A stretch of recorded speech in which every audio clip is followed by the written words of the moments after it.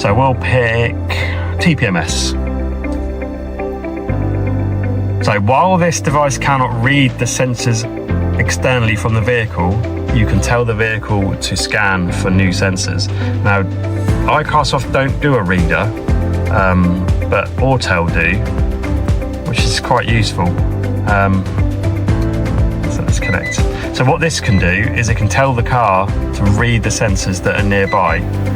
And if you've got the codes on the sensors, so if you've got new sensors and you've got the serial numbers on them, you can read them off manually, and you can type them in if you want to.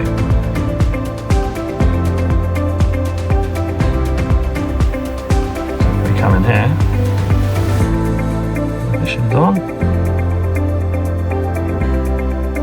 It's going to go and communicate with the TPMS module, get all the information it needs.